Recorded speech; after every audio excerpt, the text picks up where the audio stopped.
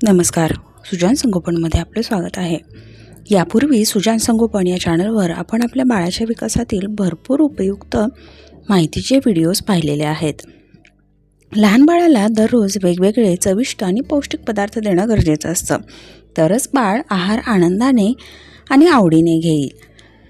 आजच्या व्हिडिओमध्ये आपण बाळाचं छान वजन वाढवणारं, भूक वाढवणारा आणि झटपट तयार होणारा भरपूर पौष्टिक तत्वांनी युक्त असा पदार्थ बनवणार आहोत।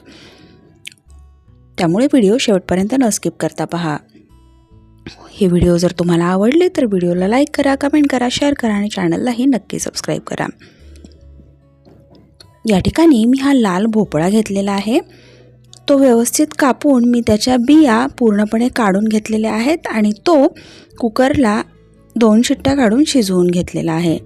आता त्याची साल पूर्ण काढून मी फक्त त्याचा गर काढून घेते आहे आणि त्यामध्ये थोडासा गुळाचा खडा घालते आहे। भोपळा नैसर्गिकरित्या गोड असतो, परंतु त्यामध्ये जर थोडासा गूळ घातला तर त्याची चव आणि पौष्टिकता अधिक वाढते।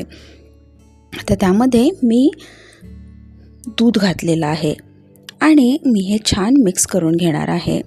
भोपळ्यामध्ये vitamin C, vitamin K, vitamin B मुबलक प्रमाणात मिळतं। भोपळा आयर्न, कॅल्शियम, पोटॅशियम, मॅग्नेशियमचा उत्तम स्रोत असतो।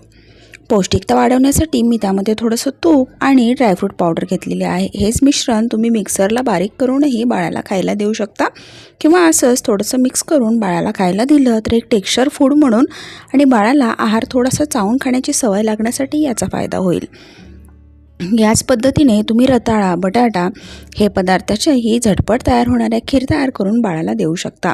या पदार्थाची चव आणि पौष्टिकता भरपूर आहे, त्यामुळे एकवेळीचा आहार म्हणून बाळाला हा आहार देता येतो।